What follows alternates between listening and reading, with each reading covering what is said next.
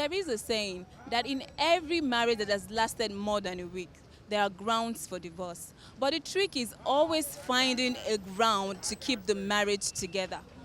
What then happens when you're not able to find a ground to stay? My name is Ajoke Oseni, and I welcome you to yet another time on the street segment of Matters of the Heart. Well, first and foremost, I believe that marriage is ordained of God. I believe in oneness. I believe in I believe in the institution of marriage. But at the same time, there will always be issues. But when it comes to issue of divorce, I believe in the sanctity and the institution of marriage. But when it comes to issue of threat to life, I feel one of the parties at liberty to work. Not necessarily when it comes to issue of infidelity, because that can be resolved, because there is forgiveness. But when it comes to issue of violence, like recently we had a case in Ikorodu where, first at Lekki, where lawyers, husband and wife, the case is currently pending at Kirikiri at one of the courts, and the lady is currently in Kirikiri prison, where at night the lady had to bring out a knife and stab the husband, he died. Recently we had another one at Ikorodu, where the man locked the door and there was a fight. There have always been issue of violence. And at the end of the day, the woman, in an act of self-defense, according to her, she killed the man. But you see, life is more valuable because life has no duplicates. Therefore, I insist, I will not subject anybody or not allow anybody to be subject to, to remain in a marriage where, violence and threat to life. No, that I will not subscribe to.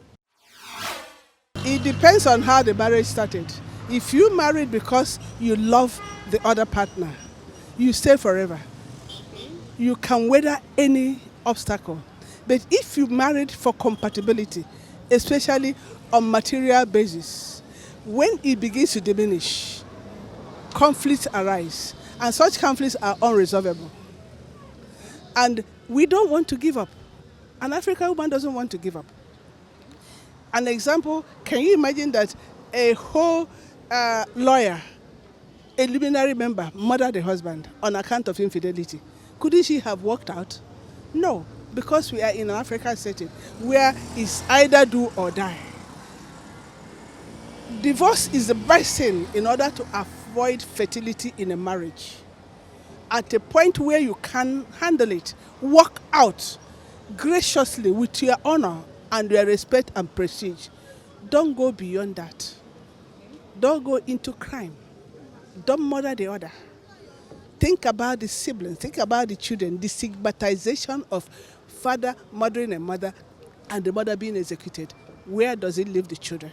They are the people who are the victim, and they have always been victimized. That obsesses their life. It destabilizes them forever. It's in the Bible, what it takes for a divorce to happen is when the man or the woman goes out to commit adultery and all that. So aside committing adultery and all that, there's no when it is allowed in the Bible for a divorce. But when we look at it here, when beating is too much for a woman, and you see that can end in taking the life of that woman. Even if you have called maybe other parties to get involved and to talk to the husband, even to the wife, how to manage themselves and work out the marriage themselves. If they couldn't do that, I think what's expected of the woman is just to maybe step aside a bit for a while. But divorce is not allowed. We have been talking about divorce, and from the people we've spoken with, we've discovered that people seem to think that once a marriage is beginning to have signs of abuse, then it might be time to walk away. Let's join Sabrina in the studio for more juicy discussion on the topic of the day.